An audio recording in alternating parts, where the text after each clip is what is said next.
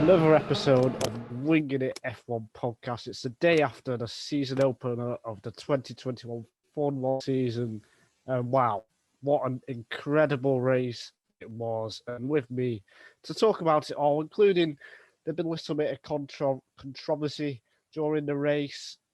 It's Freddie Coates and Adam Dickinson. Yes, no wild introduction for once from me. How are you guys doing after just an extraordinary event? It was extraordinary. I'm still kind of buzzing. I was riding a high all last night writing articles about it, and I'm still riding that high this morning when we were recording the podcast. So, wow. I don't think we've had a better season opener that I can remember, that I've watched live. I don't think there's been a better season opener. I think I agree. I'm trying to remember just a race that lived up to the hype around it.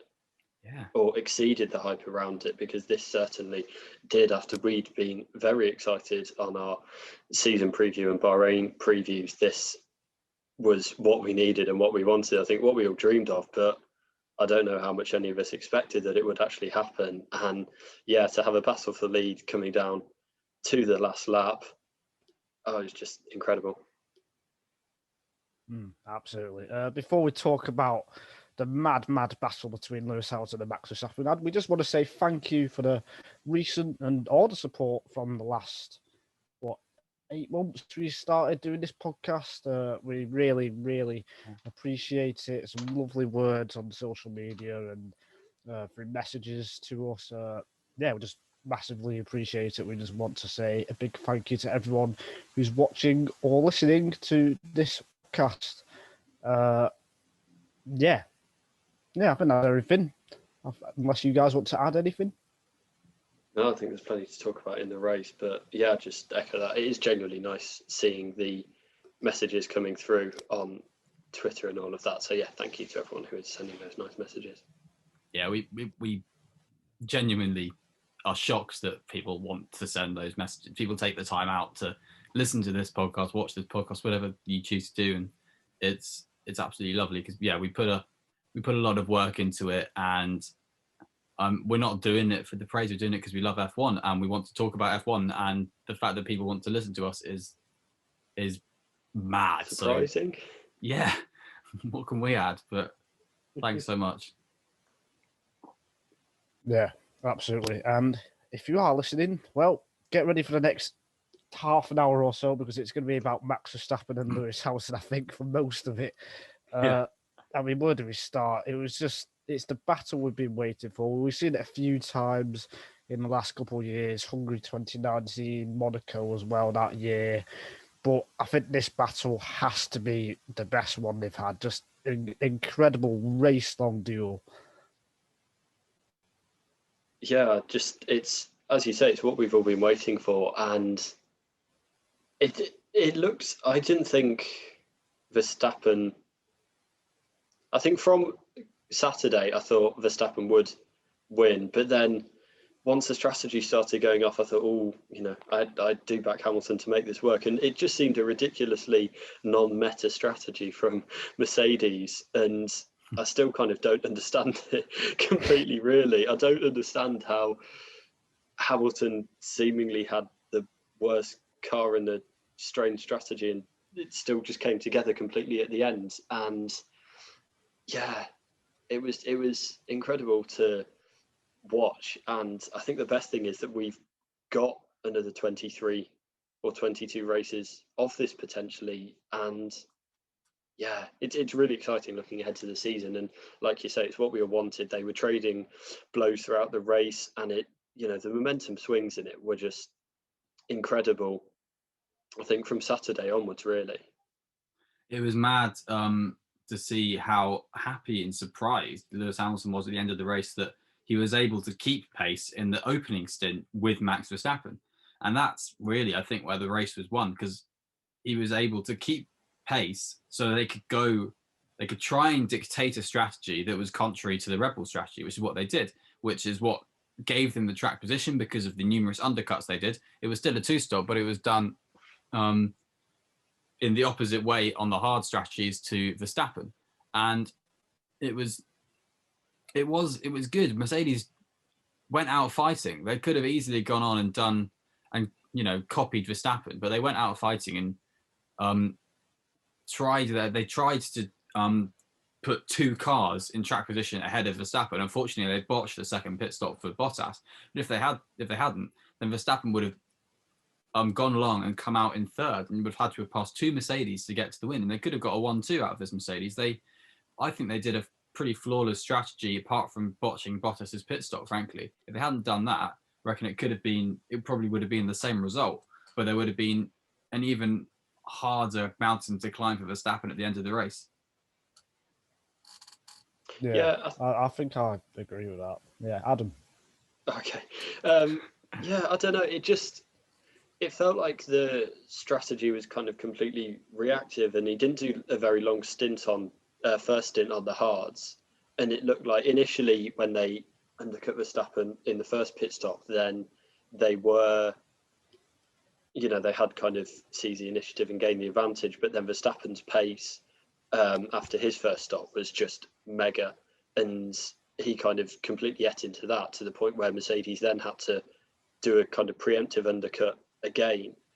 And at that stage, I just didn't see how Hamilton would be able to keep stretch the tyres to the end over nearly 30 laps and keep the pace up to, outrace Verstappen. But yeah, it somehow worked for them.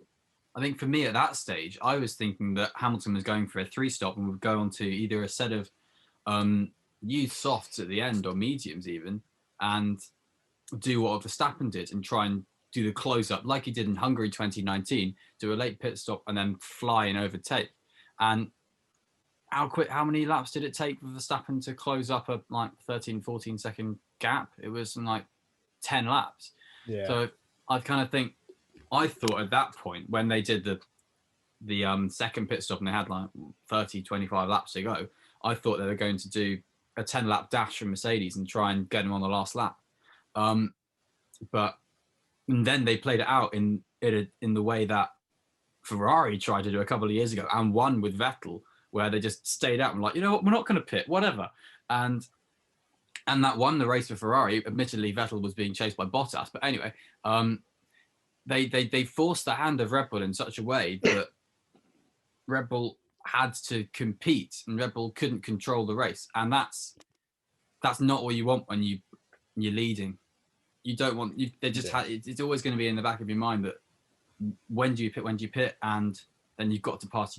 And yeah, they're two fantastic. Verstappen's a fantastic overtaker, but Lewis Hamilton's a brilliant defender, as we saw. And that win, as much as we're talking about the strategy here, that win is down to Hamilton not being passed in 2 laps, but not being passed for 4 laps, and then forcing the only opportunity for Max to overtake. He defended with all his might and didn't give him room, because he knew that he didn't need to give him room. Like, Hamilton gave Albon room in the first race of the season last year, and Albon drove into the side of him and spun off. I'm blaming Albon for that, but Hamilton gave him enough room on the track. So Hamilton knows what he can do, and he forced Verstappen wide and forced him to have to give the position back. This is a Lewis Hamilton win as much as a strategy win. I mean, later, Freddie talks about how it was Ocon's fault for moving under braking in the Sebastian Vettel crash. But yeah, I just think it showed the importance of track position and strategy, even at a track like Bahrain, where it is easy to overtake. Sorry, Nigel.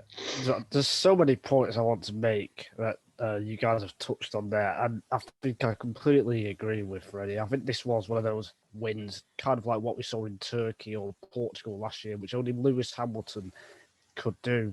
To get 28 laps out of those hard tyres was just magical on a track that's so tough on the tyres. Like you, Freddie, I thought they were going to try a 3-stop as well. But to keep the pace he had, he made one small error at turn 10 when he went a little bit deep.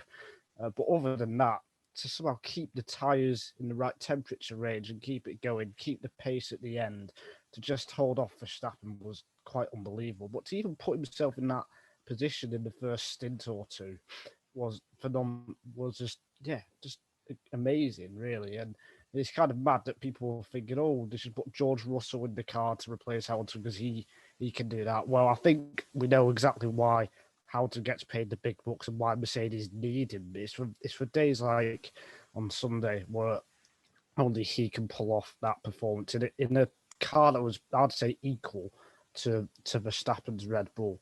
It was just fantastic, and Verstappen will learn a lot about the move, which we'll talk about in a bit. But on the strategy point, I kind of think we can even go all the way back to practice 3 when the teams decide what tyres they want to take into qualifying and the race. You're allowed to take 7 sets of tyres. Mercedes decided to go with two sets of hard tyres, whereas Red Bull only had one, which meant Mercedes were always going to make the first pit stop early, knowing that Red Bull didn't have 2 sets of hard tyres because they had the mediums, which doesn't go as long. So they pulled off the strategy perfectly. And I think Red Bull's mistake, where it was lost in strategy, is that perhaps they should have been the first team. They should have pitted first, I think, even though they had to go onto the mediums for the second stint. Yes, it would have been a long stint on those medium tyres in the middle of the race, but they would have had track position. And with these cars we've got, even though it is Bahrain, I think track position wins, and we saw that at the end. So I think Red Bull should have pitted first rather than Mercedes, I think. Yeah, I think it's a really difficult one. I think you saw how Mercedes handled that when Hamilton was in front and they called him in to kind of, as we say, preempt the undercut. But really, it did feel like come after both of them had made their second pit stops, that it was advantage for Verstappen. I think it's only the fact that they were racing a driving god on the day that they came in stuck, because I think against the 18 other drivers on the grid, they win that. I think it was just the fact that it is Lewis Hamilton and that Verstappen went a touch wide on the overtake and wasn't able to get that done, because if he waited a bit longer or whatever, it did feel like Hamilton was very, very under pressure on that lap, and he just made the mistake a couple of laps previous. I think that was probably the decisive point of the race more than the strategy calls for me. I think Red Bull sticking to their strategy was the right thing to do. I think they've been burnt before by trying to get track position. And they've also been, but everyone has. But it's kind of like they know that this is a track that you're more likely to pass at than not pass at. And if you're a faster car, then even at a slow track, you're more likely to pass than not pass. Like Hungary 2019, you brought up earlier, that's not an overtaking track, but this strategy with a fast car closing in won the race for Mercedes in 2019. So it's that kind of perception, that perspective that we're going to have a monster lick of pace with 3 DRS zones, 2 of them actually meaning something, and we're going to be able to use turn 4 overtake as a kind of a slam dunk, you'd think, as a strategist. And as a viewer, I think we all thought that was a slam dunk win for Verstappen when he was closing at 1.2 seconds a lap. I think it was going to be something otherworldly to end this race with a Mercedes victory. And that's what happened, really. If Red Bull pitted first, though, I don't see how Hamilton gets past. I don't see what Mercedes could have done. I think Red Bull would have almost snookered them in a way by doing that. If Red Bull pitted first, Bottas wouldn't have pitted, and all of that kind of jazz, and there'd been so many more things going into play. It's not as simple as Red Bull undercutting, and not even undercutting, keeping track position and winning. There's so many more things that come into play. Maybe. You never know, in my opinion. But I think, you're right. He would have held the position on Hamilton if Hamilton reacted. But whether Hamilton reacted and just did what Max tried to do, we don't know. Yeah, we'll see. I think also, away from the move and track limits, I think when in the final stint, Verstappen's engineer, he told him to take it easy on the first few laps to save his tyres to attack Hamilton. I think that might have been a mistake as well. I think Verstappen should have just pumped in 5 quick laps to get straight on the back and then give him more laps, more chances to attack Hamilton. And his tyres would have still been pretty good, I think, in good condition. Whereas what he did was he kind of slowly closed the gap. I think that was a mistake, personally. Can't call it at the time, really. It close how you want to close. If you're going to close, you're going to close. If you can't pass, you can't pass. Whether you can go back and have another go. Racing instincts, I feel. But he was going easy, but he was still going a second a lap faster. It's like, how much faster could he have gone? Like maybe 2 or 3 tenths faster. He wasn't saving much in the tires probably anyway. I think his racing instinct, as much as he probably would have, not gone hammer and tong full pelt straight away, but that's just because it's cold tires anyway. And I think he is, against Hamilton, who's one of the best defenders, one of the best racers in the business, and he knows all the tricks. I think Verstappen had to get to Hamilton with something left, and if he burnt all his rubber, burnt a significant amount of his rubber before he'd got to Hamilton, it would have been more difficult. And I think, again, I think it just comes down to the fact that he floated a bit wide on the actual overtake. I think everything they'd done up to that point had got him in a fantastic position to win the race. And, ultimately it was a matter of feet, but, I think to me, that was it. It's like the hindsight of, should he have let him pass at a different point of the track when he gave the position back? Should he have carried on and tried to build up a 5-second gap? No, Max did the right thing to do. He was told, Red Bull were told by race control, according to Team Radio at the end of the race, that they had to give the position back. So what do? They immediately give the position back. That's what you do. And Red Bull did everything in that concept, in that consequence, right. Because if they'd waited and stuff like that, then who knows what would have happened. If they'd tried to build out a penalty, then not only would they have got a 5-second penalty, it would have been 5 seconds because that's what Yuri Vips got in F2 for a turn 4 extension overtake, leaving the track and gaining a lasting advantage.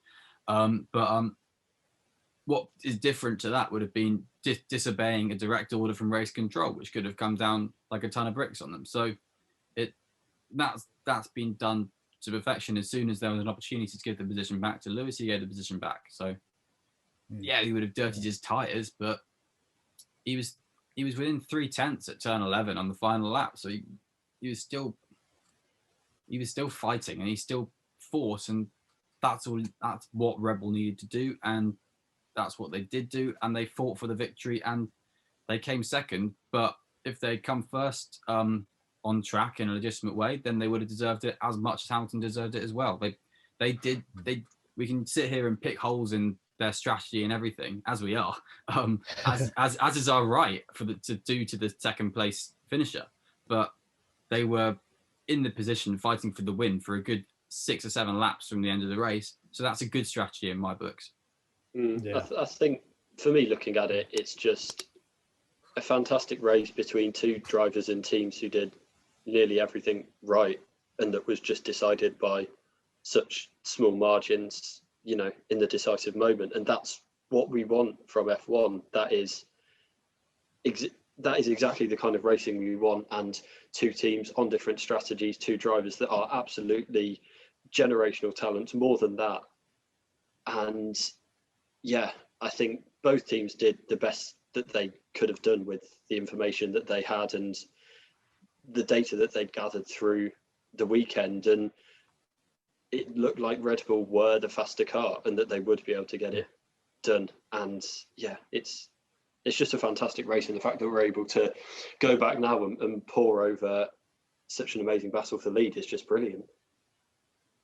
Yeah, definitely. Let's talk about the track limits controversy then. For me, it's just a loophole in the rules that has allowed Lewis Hamilton to go off the track 29 times, and Verstappen didn't, or Red Bull didn't use it for whatever reason. I believe Charles Leclerc knew about it. He said during the weekend, I think, after qualifying.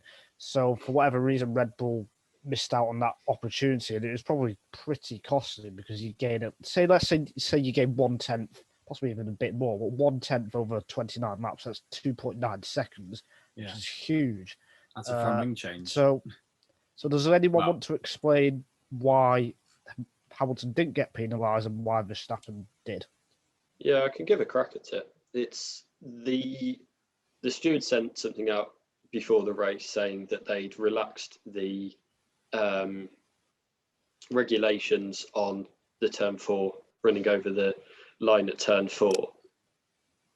But they also said within that you have to respect the sporting regulation that says you can't overtake anyone off track.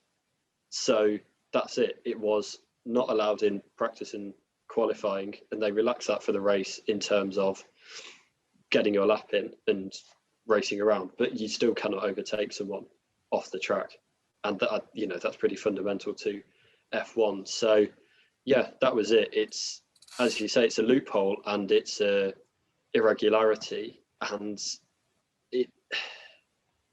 it's annoying because it does take a tiny bit away from this race, because there are a lot of people and who won't have seen that, and a lot of fans who won't understand it, and that's not what F1 needs in already quite a complex sport. But yeah, as Freddie said, it's a loophole. Oh, sorry, Nigel said it's a loophole, and it's. I have just said it's a loophole, and it's a marginal gain, and it's what teams need to exploit. And if you're in a race that we've already said has come down to such fine margins, that's a massive thing. And for Verstappen and Red Bull not to have noticed that, or not to have used that to their advantage, I think has cost them. And it's the type of thing that everything like that teams need to be looking at in such a tight battle to see where they can get a bit of time. And you saw Mercedes put Bottas out at the end to get the fastest lap, and that took it away from Verstappen.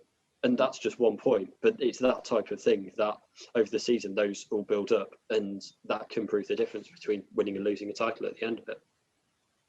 Yeah, Red Bull cottoned onto it and started doing it themselves, to be honest. And then Race Control decided to cotton onto it and say, oh no, you're doing this, which we said is allowed, and you're not able to do it. And Hamilton had a race message saying you'll get a black and white flag, which could lead to a penalty. And that's the stinger for me. Is that it seemed to be policed halfway through the race when it was brought up on commentary and brought up by Red Bull, not when it was happening. And it is a loophole, and it is, our rivals are doing this, so we're going to do it, and that's allowed, and that is how Formula One should be run. And that's if you go back to the 70s and 80s, there's some fantastic stories of our rivals did it, so we thought it was fine to do, and then filling their car with water so it was matched the minimum weight, and then just pouring all the water out when they got to the formation lab, and then running a really underweight car and then filling it up again at the end because they were allowed to do it. And this is it's that kind of thing. It's pushing the rules to their absolute boundaries, because the rules boundaries are so wrong and hazy. What you should really have is a sensor there which says, oh look, this person, you put the sensor, say, in the middle of the car, or have a sensor on the right hand side or the left hand side of the car, that kind of thing. And then you can have a sensor in the track, and you can correspond that, and you can know, oh well, that sensor's crossed, so that's tick, a strike. Oh, look at that, 5-second penalty. And it will become silly for one race, and then it will be sorted for every other race after that. Imola last year, we're going to Imola in a couple of weeks' time. Alex Albon, well, everyone went wide at Piratella in practice, and had lap time deleted. So everyone decided not to go wide at Piratella. And one or two drivers, I think Kvyat got a penalty and someone else got a penalty for it or something like that. Well, no, Kvyat was Portimao. But anyway, it's that kind of thing. Some drivers went wide and got penalised, and other drivers just didn't go wide because they would get a penalty. So they have the capability. And I was watching Lewis's lines after he had the message warning him about it, and he wasn't going wide anymore because they have the capability to do that. It's entirely in control of the drivers. Yeah. So penalise it, and it will be fine. The problem I have is why did they change the rules mid-race? And the thing is, Michael Massey, race director, said they didn't change the rules mid-race, but they clearly did because Hamilton was told to stop doing it. It just doesn't make sense, and it's a massive, massive downfall from the FIA. I think. I mean, imagine in football, say, the white lines on the edges. Right, we're going to move that back after half times, and then the pitch is going to be 2 meters wider or 2 meters short, narrower. You just wouldn't get that. I don't understand. Like either you allow it all race or you don't allow it all race. Yet they just changed the game really halfway through. And I also don't get how come in qualifying you weren't allowed to go outside of the track limits, but in the race you could. You just where is the consistency? There was absolutely none, and that's what I'm disappointed about really because I think it did spoil the race, and I think Adam made a great point that millions of fans out there probably won't understand why Hamilton was going out there, why didn't he get penalised, etc. I think that something seriously needs to be done to stop that happening again because you just cannot change the rules mid-race, which is what I'm sure happened, even though Michael Massey said it didn't, bizarrely. I think it's just decisions under pressure. To me, it just feels like a slight panic, and they think, "Oh no, how will this look? Let's stop it." And then it's just that, and not thinking about the consequences. I guess it feels a bit like in the Cricket World Cup final 2 years ago now, which Christ, that feels a long time ago, and the Super Over, and then it was at the end of the Super Over, it's just a rule that whoever has the most boundaries over the game wins, and that kind of felt like a rule that they just written down at the time because they thought, oh, no one's ever going to have the same amount of runs in the game and then score the same amount in the Super Over, and it's not going to be in a World Cup final. And then it didn't. They just kind of threw it in because they didn't think about all of the consequences. Did you actually throw it in? Well, no, not like in the game, but when they wrote it, the rules in the first place. It's just that's fine then, isn't it? No, but it just feels like the same thing that they've thought, oh, it'll be fine. We'll just throw it in. And then, it's very different obviously. To me. At least there's a rule in the cricket. Yeah, it's very true. Clear. There's lots it's of black and cricket. White, whereas this isn't. I mean, it was black and white once they brought it in. Red and white and grey and desert and track and and all of that. So it feels to me like they just don't have enough stewards. Just get a steward. Just get a team of stewards and have them we're going to police track limits on this corner, this corner, this corner because it's not going to be an issue at any other corner. And get a steward to stand there and go tick, tick, tick when a car does it. If they probably could try and do that, but I mean, the FIA strapped for money on paying for stewards. Is it because a steward finds it boring to police track limits? They're like, oh no, I don't want to police track limits. Oh, all right, we're not going to do it this weekend. I'll do it. Go on, you do it. Yeah, I'm going to watch the race, but see, yeah, it's a boring thing. So someone deal with it, please.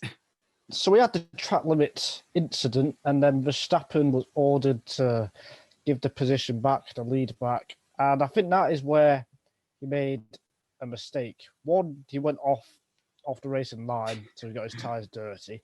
And two, he did it too early in the lap. He should have done it in between between the penultimate corner and the last corner, because then he could have just got him back down the next main straight, I think.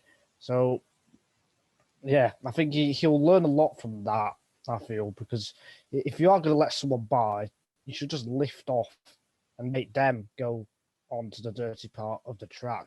And I think that was possibly another area where Verstappen lost the race if we are nitpicking, which I am, it seems. Yeah, you got a big slide on going onto that straight that you were talking about. And yeah, I think both drivers made kind of uncharacteristic mistakes, which I think to me just shows the amount of pressure that they were under. You don't see Hamilton doing that against Bottas, and you wouldn't see Verstappen doing that against Ricciardo last season or whatever. I think to me that just it shows how much of a high pressure situation it was, and the fact that both of their mistakes were so small really in the grand scheme of things. they were both able to continue and cost them, I think, tenths or, to half a second rather than seconds or spinning round and throwing away the race. I think, to me, that's maybe the most incredible thing about it. But yeah, I agree. There are things he could have done better, and I think he'll learn from that. And that's, the experience of being in your first title fight rather than Hamilton's 10th or whatever he's in. Yeah, I mean, he could have done a Hamilton Raikkonen Spa 2008 move where he just let him pass, then passed him immediately, like you do on the F1 game, that kind of thing. But it's like where he was on the track, I kind of get the impression that they wanted him to give the place back pretty quickly. So I kind of think, just get it over and done with, and then, yeah, you're not going to overtake into turn 11, but you can. That's where the Red Bull's fastest. That's where you can get closer, rather than going slowly into the back straight and into the pit lane and being offline for the long DRS straight. Maybe even giving Hamilton DRS then he can, depending on how it happens, then he can at least be close through turn 11, 12, 13, which is where the Red Bull was fastest all weekend, and try and be closer then on the pit straight and have another go at turn 4 the next lap. And I kind of think it opens up more opportunities for the immediate rather than 2 or 3 laps down the line, because that would have been lap 54 by the time they'd gone round on that loop. There wasn't much time left in the race. I kind of think he just wanted to get the handing over the return of the position done as soon as we could get back on the charge even quicker. And maybe it would have been better, but maybe not. We don't know. His tyres were shot anyway. What a rapid decision from the stewards as well. Like, he overtook in turn 4, and then he's letting him by after turn 9. It's like, that's good. There's a lot of beration against stewards a lot of the time for slow decisions, but like, how quick? I think we've said it already, when it's obvious, like they could have just gone on board with Verstappen and gone, did he go off? What were you looking at? Max Verstappen watcher. He went off. Cool. Red Bull, he's gone off. Give the position back. Red Bull, Max, give the position back. Max, I'll give him the position back. That's it. And that was it, 5 or 6 seconds? So. But to go from the overtake happening, then to make the decision, tell Red Bull to tell Max, and, not argue with it or negotiate over it at all, to just go from Max overtaking him to giving the position back that quickly with the decision from race control involved is just, it's a bit mind-boggling, really. I think fair play to Red Bull for doing it really quickly as well. I think it's one of those things that if you're told to give the position back by your team, that's one of those like red line, do it kind of things. And he did it. It would have been, that's what I mentioned earlier. It would have been fine to ignore and get a 5-second penalty, but don't want a race to be decided by a 5-second penalty, first race of the year, that kind of stuff. Whether he would have got it, we don't know, but I don't think he would. There was only 3 or 4 laps. He probably would have been 4.5 seconds, 4 seconds, if anything. And he's ignored a direct steward's decision from that. I don't see it personally. I reckon they would have. I reckon they would have ahead after the overtake, and the Red Bull's so good for the middle sector. And Hamilton in the dirty air, I think he would have dropped well off. I really do. On the flip side, he gets at least a lap of DRS, I reckon. He was already outside it, I think, by the time he gave the position back. Right, it's something. Sorry, I'm being really pedantic. No, it's fine. That's the kind of thing. It's something we're not going to know, and it's something I'm happy we're not going to know, because I think giving the position back was the right thing. That's sportsmanship in racing. So yeah, I think we've talked about Hamilton and Verstappen quite a bit. We'll have plenty of time to talk about them over the next few weeks and the build up to the next race in Imola. But just again, an incredible race. There was nothing left on the table, both on the limit all race, as flat out as you can get in modern F1. The two top drivers of the sport, going at it lap after lap after lap, trying not to make a mistake, trying to nail every apex, pick up the throttle as early as they can, trying to outfox each other, multiple pit stops in there. It was just an incredible season opening race, and hopefully we get more of it.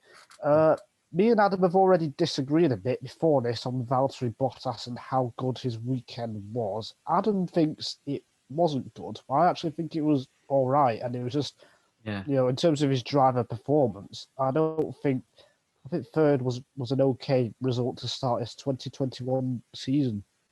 I think we kind of looked at it through different prisms. So you were looking at it through a driver rating style context of how his weekend went and how his race went. I think I was looking at it for my winners and losers piece, which will hopefully be on last-lap.co.uk when this comes out, that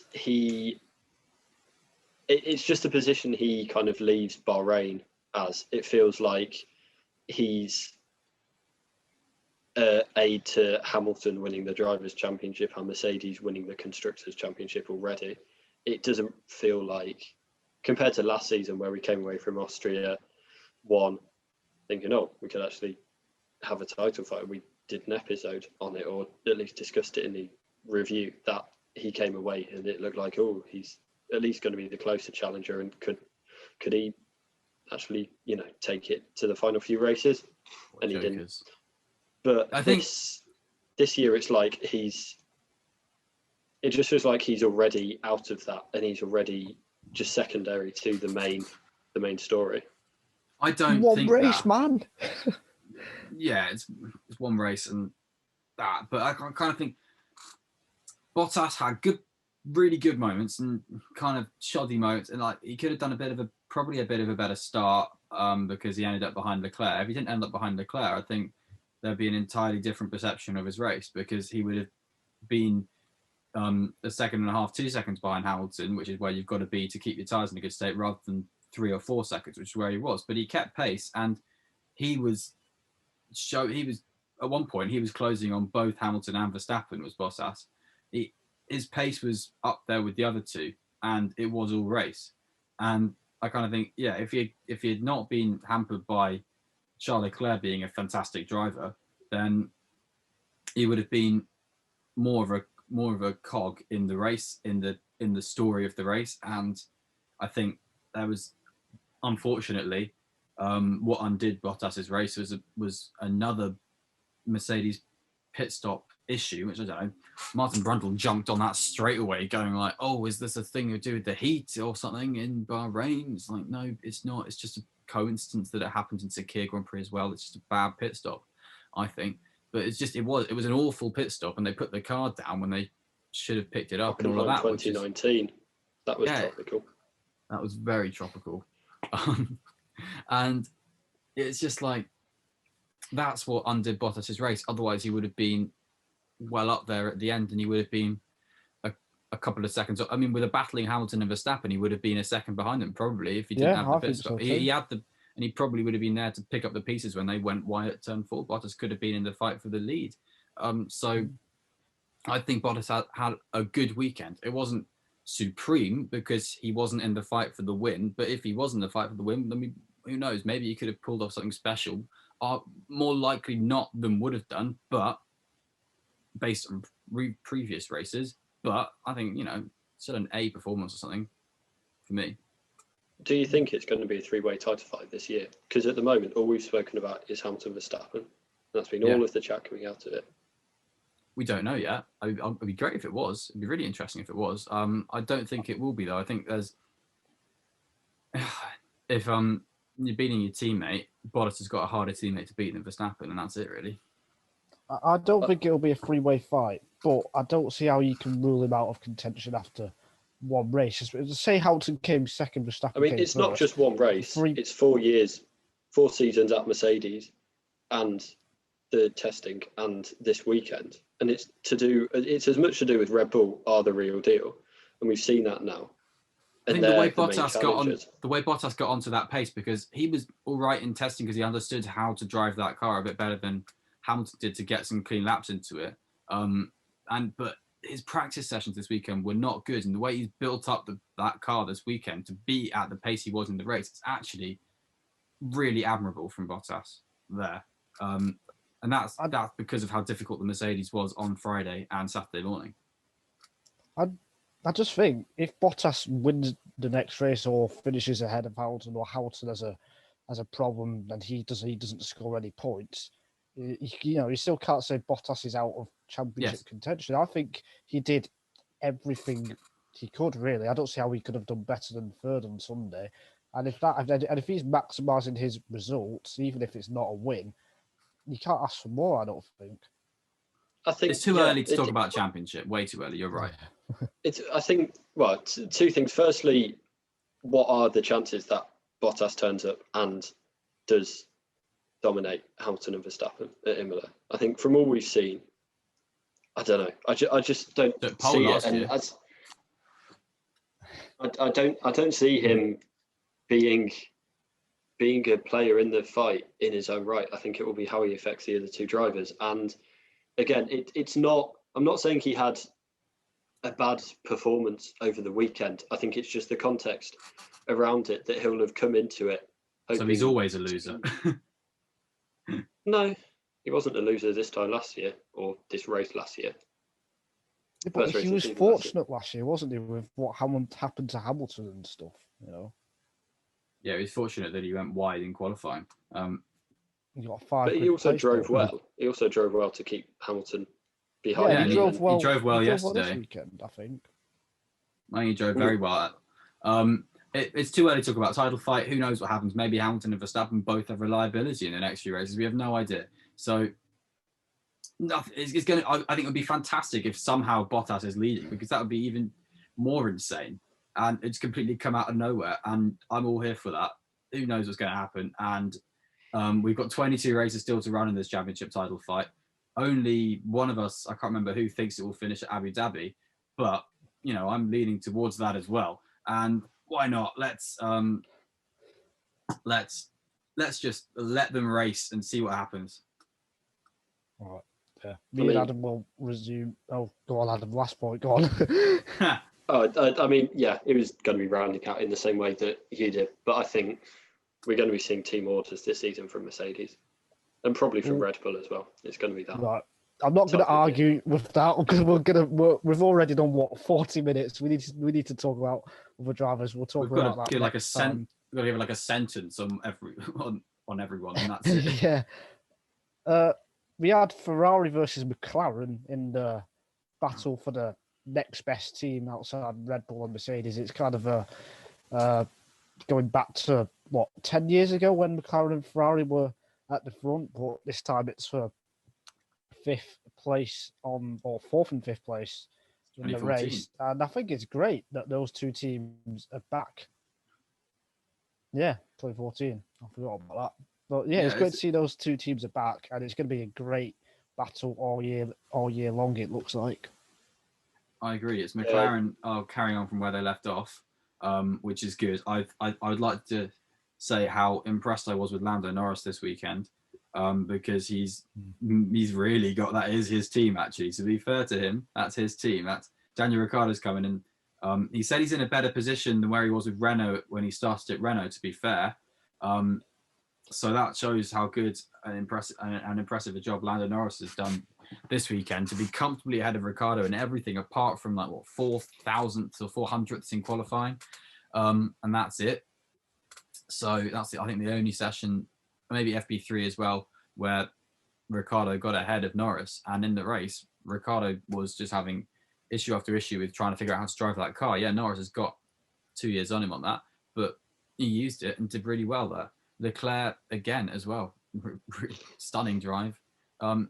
Yeah, both of those teams, like you say, it's good to see them picking up from issues they've had in the past. McLaren a few years ago, Ferrari last year, and they've got their band their heads together and sorted something out. Yeah, it was another pair that I put as my winners, which has just dropped. So that gives the viewers a little insight into when we are recording this podcast.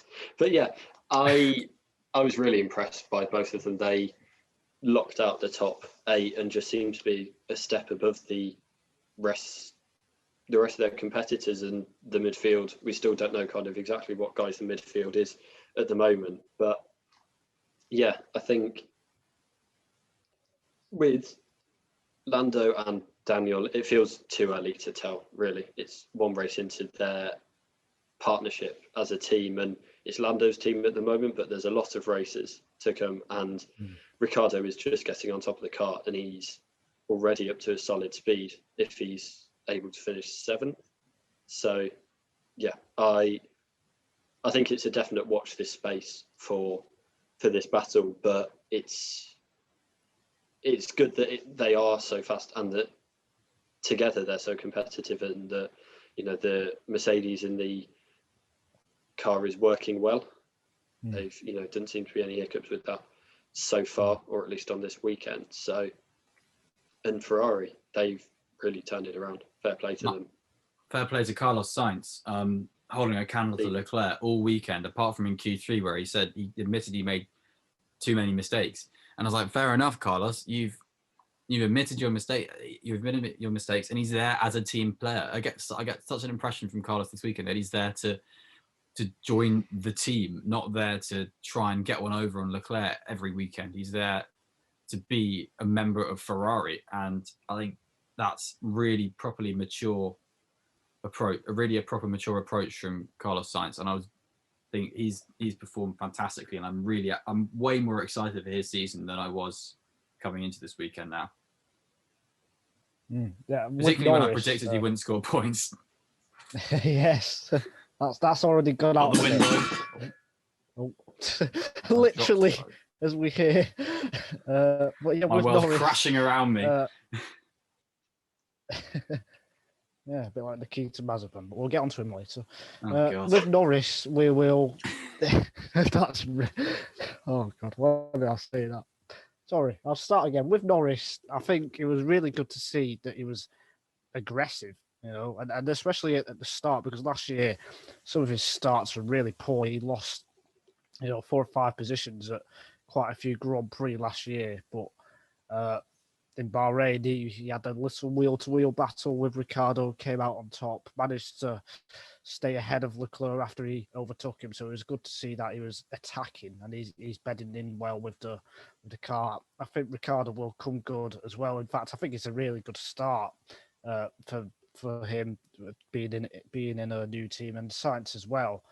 Apart from that moment in Q3, he was really on par with Leclerc throughout the weekend, and he only finished, I think, 7 or 8 seconds behind Leclerc, despite having more traffic in the race. So I think that's a really good effort from Sainz, and he'll continue to push Leclerc on.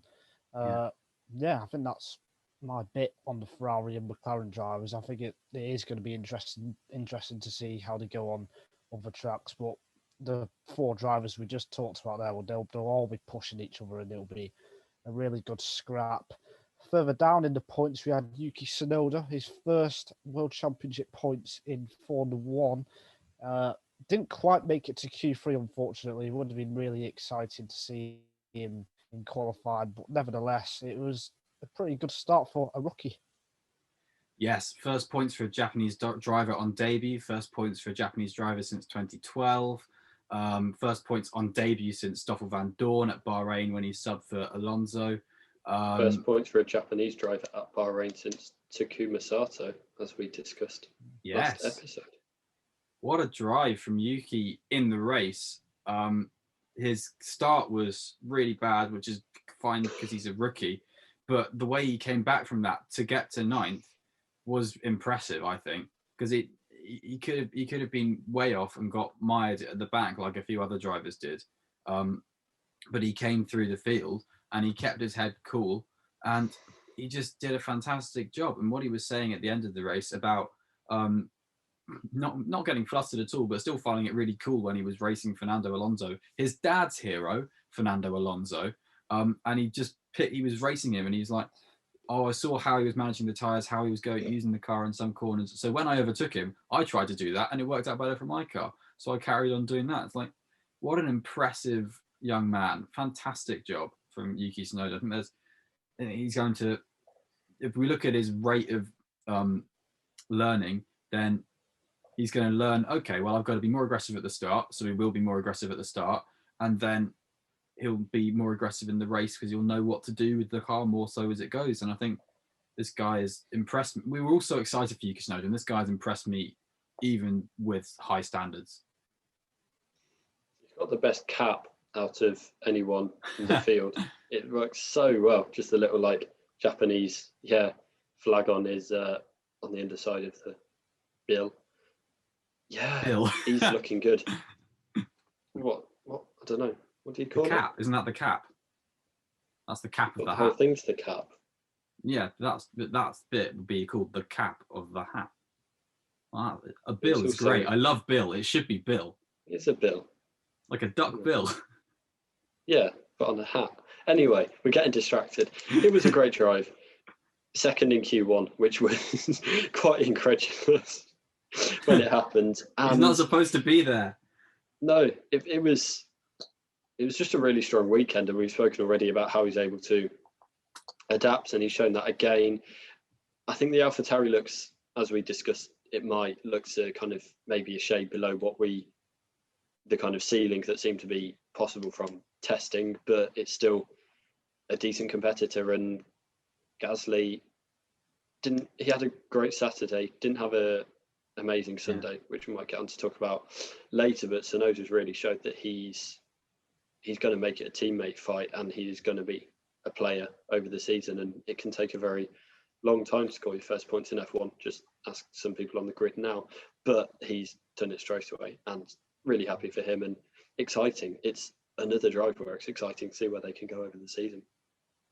I feel AlphaTauri though, while Tsunoda's debut was good, I think they missed out on a big chance to be in that Ferrari McLaren fight, especially Gasly with driver error. I'd say I think it was his fault running into the back of Ricciardo. So I hope, if the season is close at the end and AlphaTauri are in that midfield fight, they might look back at Bahrain and think we could have been, 5th and 6th, for example, or 5th and 7th perhaps, had Tsunoda not taken the medium tire gamble in Q2. So I think, I think there's going to be a lot of races like that over the season for everyone, though. It's if you look at last season, just in the last kind of 8 or 6 or 5 races, how much the pendulum swung, and if you look at that over the 23 we've got this season, I think every week a different team will be strong, and a different team will be coming away thinking, oh, if we'd only done this, or ruining a missed opportunity. So, I think for me, there'll be a lot of that this season, and I think it'd be a shame if they held it too harshly against themselves, because it was overall a really strong weekend.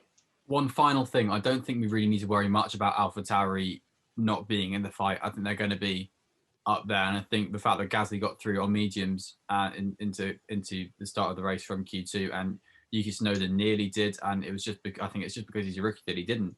In his first race, he was being considered to go through on mediums in qualifying because AlphaTauri had the confidence in him, and that is fantastic. So I think we're going to definitely see a really, really cool fight between McLaren, Ferrari, and AlphaTauri, and I'm all here for that, because those are some of the raciest drivers on the grid. You're both right, but I also feel AlphaTauri are most likely to be outdeveloped by McLaren and Ferrari across the season. So I think budget a good cap. start to the year to pick up points is more important. Yes, the budget cap. Wind tunnel cap. For me, I still see them dropping away. Is AlphaTauri's career over? Whoa. No. Explosion. I think because you saw last year, AlphaTauri were well in the fight at the end of the season in good positions, more so than at the start, I'd say. So I think no to that. It's not a question, but I'm taking it as such. It's okay. You're wrong. Yeah, we'll see. Yeah, you idiot. Well, what are you doing here? We already know that bit. Yeah. Yeah. Speaking of idiots, Nikita Mazepin. That's a spin, yeah. Am I right? Haha, what a joker. 4 or 5 spins throughout the weekend. He had 3 on Saturday, 4 on Saturday alone, 1 coming in the race. Could it have been any worse? Yes. You could have spun on Friday. You could have rated him a 1 in your driver rating. That would have been worse. The reason I didn't was because he nearly collected Mick Schumacher in turn 3 when he crashed out. He caught the car didn't, there, yeah. So that's why I didn't give him a 1. He caught the car because after losing it in turn 1. He was so close to hitting him. Yeah. Well, that's only what could have made it worse. There we go. It could have been worse. So, yeah, it was awful for him. He had a torrid weekend, and it will have drawn no sympathy from most fans. And, yeah, it was just bad. It was bad at the start, and it was bad in the middle, and it was worse at the end. And if the only saving grace is that you didn't hit your teammate when you crashed out on the first lap, third corner, that's a pretty low bar, I reckon. Yeah, like the way in qualifying, to be fair, he was told by the team to overtake everybody, but he overtook everybody, and then at the first corner spun, so none of them could do their laps. Just it's fun to laugh at, to be honest. He did 3 flying laps in qualifying, 2 of them he spun. Did he have brake wire issues? He said he did. Am I being too harsh? Who knows? Maybe not. No, I don't think we are. No. Let's move on. No. As I think Crofty said, he's not an F1 driver. He's allowed. Ted Kravitz. There we go. Don't watch Sky. Yeah, let's move. Moving on. That's why. Let's move on. That's nice. A great idea, Adam, actually. Another driver who had a very difficult weekend was Sebastian Vettel. It just seems to get worse and worse for him. Yeah, I mean, his testing was bad enough, but this was the nightmare continues. He went out in Q1 due to the yellow flags, got 5 penalty points in the space of 12 hours, which is probably a new record, I think. Difficult. I mean, this is the driver that got the quickest penalty in an F1 career. So, it's circular, which is nice. But no, he's the new Maldonado. It's one of those that he's the new younger himself. It's just one of those that you see all of this optimism coming out of Aston Martin. It's great, and everyone's like, "Oh, Seb in green, it's woo, we love it," and that's all great. And then you get testing, and he's like, "Oh, there were some problems, but I'm really looking forward to the season." And then it gets to the season, and it's the acid test, and it just goes wrong, and it just feels. It's a shame, I think, above anything else, because I think everyone kind of wanted it to go well, and it's already on the back foot, and he's just continuing the form. It's not like he's come off a stellar season. It's just been a bad start. It's not, say, Gasly, for example. It's just a continuation, as you say, of the nightmare. And he does look happier within. He does look happier within the team, but on track, it's still not great. It's a hard one to judge for the nightmare because of the what happened in qualifying is obviously. I think he probably would have got out of Q1. We can probably say I think, and if he did, then he probably could have got to like 12th on the grid or something like that, and then he would have been in an ordinary strategy, which wasn't an attempt at a one-stop for some reason. They did an attempt at a one-stop, meaning that he was always going to be slow and always going to be on old tyres. So what does he do? He decides to brake too late and crash into Ocon, and that is entirely his fault. And when he said he changed his line, like, no, Vettel, you changed your line. The world didn't move suddenly, and he just, I don't know, it was just, yeah, he was on a bonkers strategy, to be honest, which is worth the gamble when you're starting last, but it didn't work. And I think it was better than if he was starting 20th at Ferrari. I think, he got up to 14th on the first lap. That's actually was a really good start. But, it all capitulated from there and went downhill. And I still have no idea how the rest of the season's going to go for Vettel, because it still feels like this was an anomaly weekend. But I wouldn't be surprised if he's flirting with, 11th, 12th for the majority of at least the start of the year. I mean, Otmar Safnauer has a thing against everything that's going on with, low rake Otmar, as Nigel called him earlier to me, because of all of the new rules. And it's like, yeah, those have hampered you because those are now the rules. Yeah, I'm just going to touch. Oh, go on, Adam. Yeah. You go right ahead, Nigel. Touch on it. Oh, me. Okay. Thank you very much. I was just going to touch on the low rake thing because You're welcome. I don't understand that. Like, why are they complaining? Because no one before testing thought, right, these rule changes are going to favour the high rate cars. No one said that at all. They're only saying it, after the first race or so, because of how the performance has gone. So I just don't see how you can make a fuss about it. Because it's what's happened. It is what's happened. If you didn't understand it, fool on you. But yeah, that's it really. They are probably pissed off because the thing that was making them good is what's now not there and is now making them not good because it's not there. So they copied Mercedes' car anyway, so it serves them right. All right, but the thing that made them good because they copied what was making Mercedes good is now not there, so it's not making them good anymore. So they're going to be annoyed. I think I don't know. It feels like you've got to have stuff to say to me, and you've had Aston Martin take over, and you've brought in Sebastian Vettel, a 4-time world champion, and you've let Sergio Perez go, and you've got to have something to blame it on, and he clearly doesn't want to blame it on their own team or their own designers, so he isn't.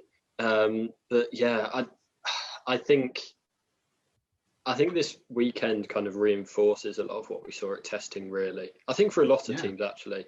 And obviously it's at the same circuit, so could go to Imola in 3 weeks and it'd be different, and they go to Portimao and it'd be different again. But it does feel like they're on the back foot, and kind of they've taken a step back from where they were, or everyone else has taken a step forward more than Aston Martin from where they were last season. So I think for me, even if you kind of put aside the anomalous incidences on the race itself, it feels like the kind of ceiling of where we hoped Aston Martin would be has kind of dropped a bit for me.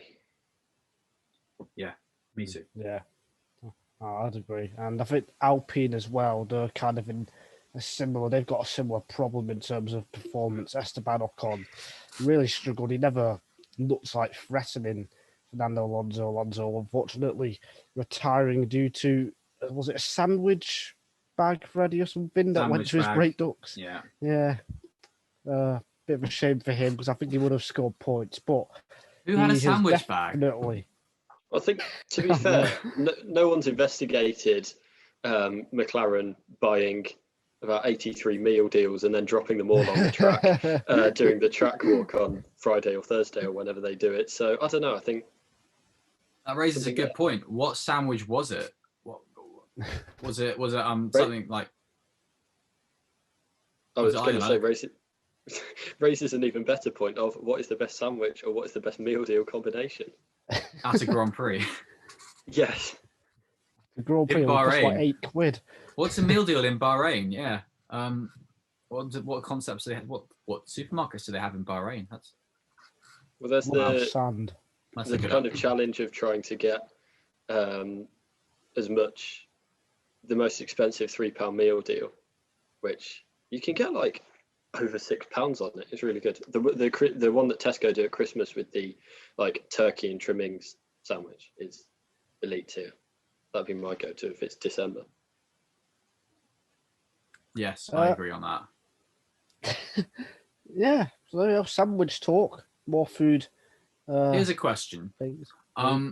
What do we think Fernando Alonso's favourite sandwich is? I don't think he eats bread. Oh, that's probably true, actually. What's his favourite wrap? That's bread. Something by M&M, I think. Hi. And on that note, we've got to move on because there's no topping this. No, so I think Thanks for I'd watching the agree. podcast, everybody. Adam's going to perform at Reading Festival next year. No, I it feels like Oh, Alpine no. are in a bit of trouble.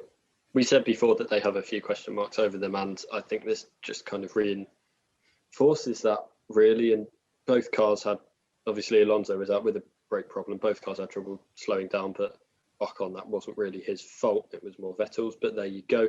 I don't know. I think it might be a bit of, again, like Aston Martin, they might be in for a bit of a tougher year this year, but at least Alonso seemed pretty understanding, which is good.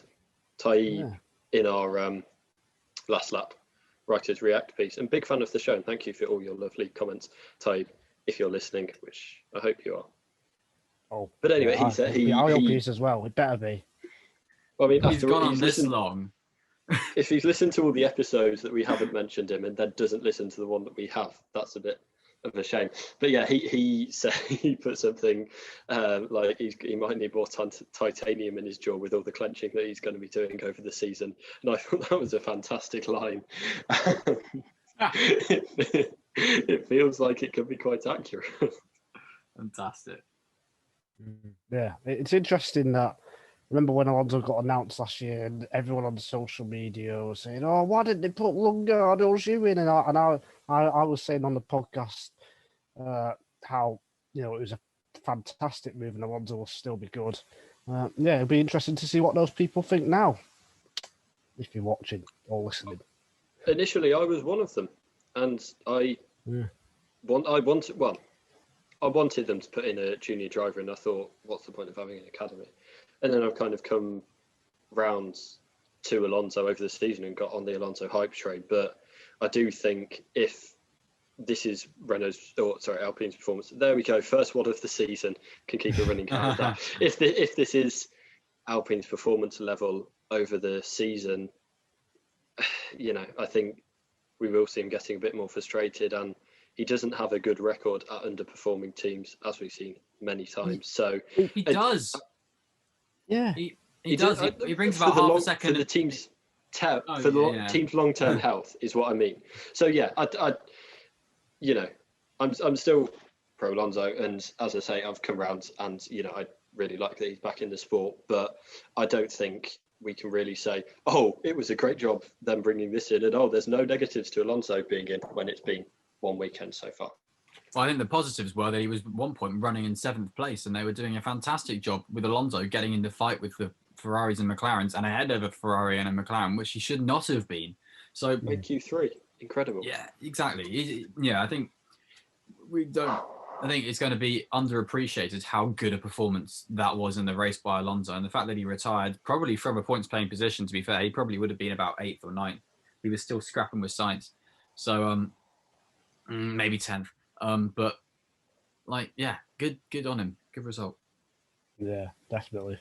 Yeah, I think he's any doubts about his lack of speed or whether he's lost anything, I think they can be put to bed. And Ocon is under big pressure now, especially in the next 2 to 3 races, to build up his confidence, get some momentum going. It's going to be crucial for his season. In fairness, I think, or certainly my worry about Alonso coming in wasn't so much that he'd be fast, or at least, looking back, maybe I'm misremembering, but I think it was less to do with whether he'd be fast and whether he'd be competitive kind of straight away, and more to do with, is he the best driver for Alpine, Renault going forward? And I think those doubts still persist a bit, and as I say, it's too early to look at that. But yeah, as you say, he has any doubts that were there over his speed, he has certainly put those to bed. Yeah. I don't think there were doubts over his speed. For me, there weren't. For me, we can go on for this for hours, so I'm not going to speak. Let's move on to Alfa Romeo in the segment that Freddie and Adam came up with about a month ago now, called the Pessimism Stakes. Yay, the Pessimism Stakes! Woo-hoo! Go on, it's the Pessimism Stakes. Oi, Pessimism Stakes, Pessimism Stakes. That's first Pessimism Stakes of the season. And we remembered to do it. I know, it's incredible. We're talking about Alfa Romeo. Alfa Romeo, who are they, Adam? They are the team that are being covered in the pessimism stakes, which we are doing now. Wow. Amazing. I'm so happy. I In the actually pessimism stakes, we're going to talk about the fact that Antonio Giovinazzi qualified 12th. What a result. That was actually really good. He was a 10th off Q3. Fair play, Antonio Giovinazzi. Nice one. And they kept up that pace in the race. They were flitting around 10th or 11th with Raikkonen and Giovinazzi all race. Well done, Alfa Romeo. You are definitely not a backmarker team anymore. You are a midfield team. Hats off. They Hats could off. have. They missed out. I think Freddie's gone a bit mad. We're not going to. I was really happy with a them. little break. They missed out on the chance to score points though, because they did a really weird strategy with Raikkonen because he was on, I think, the hard tyres in the middle stint, and then he was running well, and they decided to pit him quite early, which probably turned out to be quite costly. Giovinazzi also had a slow pit stop similar to Bottas, which put him out of contention, although I do think Raikkonen was the quicker driver, definitely in the first half of the race anyway. He was, I think, if anything, Giovinazzi was in the way, but Alfa Romeo have confirmed that they're definitely much closer to the midfield. I can definitely see them scoring some points this year. But yeah, they might be slightly disappointed that they missed out on a small chance to get some points on the board in Bahrain. Yeah, I think I agree. Yeah, it's one of those that they'll probably come away from the weekend feeling a bit disappointed, but from, again, where they were last season coming into this year, they've confirmed that they have taken a step forward that we all hoped that they would. And yeah, I think Giovinazzi, we've said it might be a big year for him, and so far, he's doing everything right, and his qualifying performance was overshadowed by Alonso and Tsunoda, but it's a really quality drive, and it's exactly what you want from a team in their position. So, yeah, looking forward, going home to Italy next race, so that'll be fun for them. And yeah, again, another team that we'll need to see how they can, or whether they can sustain this performance at different types of tracks. But if they can, it could be a very optimistic season. And me and Freddie were both shocked when Nigel's hot take was them to score 50 points over the Constructors' Championship. But that doesn't feel that far away now. It does feel like it's still a big ask. Yeah, I think you were shocked when you said it as well, Nigel, to be honest. But yeah, we're going to the Pirelli Gran Premio del Made in Italy Adella l'Emilia Romagna race at Imola, which is even longer than its name last year. Yes, because they've thrown in Made in Italy, which in Italian means Made in Italy, because it's in Italy, which is fair enough, I guess. But yeah, home race for Alfa Romeo, home race for Alfa Tauri. They're down the road, and yeah, it'll be good for them there as well. I think, yeah, you're right, Nigel. They probably should have snagged a point there, but they were fighting legitimately with the Alpines and the Aston Martins in that race, and I think that's just such a positive for that team. Yeah, definitely. Are there any other drivers anyone wants to talk about? Adam, who have you got on your list that you want to debate and argue and discuss and rage with me and Freddie? No, I think we've covered it. We touched on Gasly previously. Kind of a bit of a disappointing end to the weekend for him, and he'll need to bounce back, but I've every faith that he will. I think the other thing I had noted down was the race was the safety car graphic in the little corner, and it's changed to an Aston Martin. I didn't think about that at the time, and then it came up and I was like, whoa, it's an Aston Martin, it's not a Mercedes SLS, and it's brilliant. GTR. I love it. I think that and Tsunoda's cap are my second and third favourite things from the weekend. So yeah, look out for that over the coming races. I enjoyed the race. That was my favourite thing from the weekend. The Aston Martin does look pretty, and it sounds amazing. As a safety car. The race was first, and then the second and third were the. Yeah. George Russell, 14th, I think, was pretty good. And a good qualifying session. He had a good qualifying session. To get to 15th, I was surprised that Williams got a car out of Q1. I thought it was going to be much harder for them this year than last year, particularly with a better Ferrari engine. and a much better Alfa Romeo. But yeah, he did very well, I think, did George Russell. And 14th, admittedly, with Latifi, Gasly, Alonso, and Mazepin not finishing the race, he was only ahead of Vettel and Schumacher. And so maybe it's actually not as good as I thought it was as I said it. But I think it's a 14th position that's not there because everyone else crashed out. He was still on pace to be around there in the race, from what I was watching. So yeah, everyone's got more to come apart from Haas and maybe Aston Martin. So lots and lots of takeaways and lots and lots of questions still, and I have no idea where we're going to lie in Imola, to be honest, because who knows? It's 3 weeks away. There's enough talking points though. That's the great thing about this race. If it had been a squib, we'd be like, well, that's great. And we'd spend 3 weeks talking about overhyping the F1 seasons again, and then it's not. It's brilliant, and we can all be really excited and keep talking about this race. And yeah, looking forward to it. To be fair, I don't think last year we overhyped it. I think we all kind of thought Mercedes have got this. I think this year there was genuine, signs though, weren't there? I wasn't really thinking about last year. Last year was a good opening race, and it was. I think last year's was one of the best opening races until this year's was even better. So, yeah. Last year, the big question was, can we race, really? It was, we're in an entirely different lockdown situation. That's that's still a question. But with Corona, really. With COVID and everything, last year, it was a bit, we entered that Austria race weekend with like 6 races on the calendar, something like that, maybe 8. And that was it. So we didn't know where we were going. Whereas with this, we've at least got a season in front of us, and that's everything to get hyped about. Absolutely. And what a season it could be. It could genuinely be a classic. And yeah, I certainly think it will be. And for me, it's going to be an absolute war between Hamilton and Verstappen. I really do. It's going to come down to mistakes, moments like we saw on Sunday. Reliability as well, I think, could play a part, especially with Honda having a few problems with Perez and Gasly. In fact, they both changed their control electronics and the battery. Perez. We've not spoken about Perez. Yes, we've realised that, as I said. Yeah, Perez. Pit lane to 5th, pit lane to points. Hooray!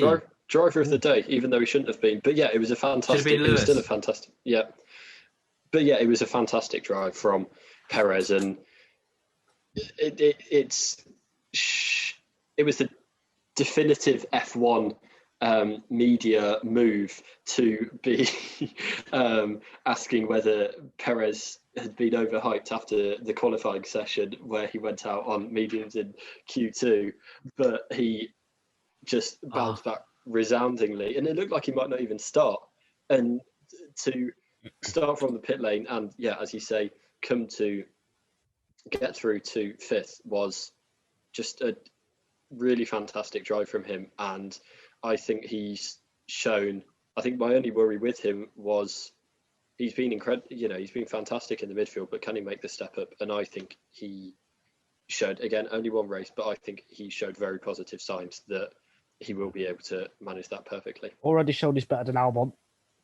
If he got into Q3, his pace relative to Max across the weekend was about 3 or 4 tenths. So he would have been 3rd on the grid, maybe even second at a push if he kept that gap to Verstappen in Q3, to Verstappen's pole position time. So that speaks volumes of where the Red Bull is this year, I think, as well as good for Perez if he had got into Q3. And I think the mediums are a bit of a struggle for a lot of people. Looking at Tsunoda as well, him and Perez both struggled on the mediums. It wasn't because they did bad laps; it was because of the tyre, that one. So I think I'm very interested to see what Perez can do when he gets into a Q3 session, which is a when, not an if. Yeah. Where did Gasly start his first race for Red Bull? Because Albon and Perez have both started last. He started his first race of Red Bull. I think he qualified either 10th or 11th, and then to gearbox penalty and started about 15th or 16th, and then made it through to about 10th or 11th. Yeah, he or got something stuck like that. behind Kvyat. Yeah, you're right. It's And it's it wasn't interesting. great, but it was far enough behind. It was at a track where you can at least be forgiven for not coming through the field. Yeah, it's interesting. Albon, he finished 5th from last, just like Perez did. But the difference is, in 2019, Red Bull, in fact, the top 3 teams, including Red Bull, had a big advantage over the midfield. This year, the midfield is a lot closer, so it was a lot tougher for Perez to get to 5th place, I think, compared to what Albon had to deal with. So to me, it's already more impressive. And in qualifying, he was only 3 tenths slower than Verstappen in Q2. I mean, Albon was, I think, on only 2 or 3 occasions in the whole of 2020. Was 3 tenths behind. Yeah. Albon and Perez basically finished in the exact same place as Albon did in his first race because Norris broke down on the final lap and Albon would have been behind Norris, and that's behind a McLaren and then behind the Mercedes and Ferraris, which at that point was the 2 best cars. And so Perez got to behind the McLaren that was behind the Red Bull and Mercedes. So his 5th place was the same as Albon's 5th place, just Albon's was 5th, not 6th, because Norris broke down at Spa, basically. I think the field's closer now. I think that might have been it is, but it's overstated a bit. I think there's still a decent margin better. between. I think there's still a decent margin between the Red Bull and the midfield, and again, something we'll see over the coming races. But in Q1 and Q2, it was like, whoa, it seems a lot closer, and then in Q3 there was actually quite a noticeable gap, I thought. But the gap is in race pace, really, for me. In race pace, the you look at the gap back to Norris and how quickly that grew from the top 3. So that's where the pace is, and that's where Perez specializes. He's not a qualifier; he is a racer, and he sets the car up for the race. So, if you're starting in 20th, your best bet is to set up a car for the race. So I think his lucky stars, he did that. Yeah, it was a good debut, I thought. And like you guys said, considering he nearly didn't even start, to get 10 points. Yeah, 10 points is a pretty good Red Bull debut, I think. I mean, he even took the steering wheel off the car, didn't he? I think. I don't know. He definitely pulled up, and he was speaking to marshals. So, but he clearly was able to get it started again. Clearly, he just needed. Maybe he took the steering wheel off and put it back on again. Maybe that's what he needed to do. I don't know. There was something that happened in that car that allowed him to keep going, and whether it was just he had to control or delete the car or something, they just told him on the formation lap and we didn't hear it, then that's the case. So they got it going. Fair play to Red Bull, fair play to Honda. And I made a prediction a few weeks ago that Honda would stay in F1 after this year, and I'm standing by that prediction at the moment as well. I think that went nicely this weekend for them, and I think there's going to be a few conversations at the top of Honda happening soon. Well, there's our topic for next week's podcast. Yeah. Honda. And we will be back next week to talk about something, probably a bit of news, a bit more championship predictions and how it's going to go. We might even have a guest or 2 over the next few weeks before the next race. But yeah, we're all just super excited to see what happens in F1 in 2021. It's been a brilliant start, arguably the best season opener that we have all seen since we've been watching F1, and we're just super excited to talk about it, discuss it, write about it on various websites as well. So a big thank you if you've been watching and listening, and we will see you episode next time. Bye. Thank you, everybody.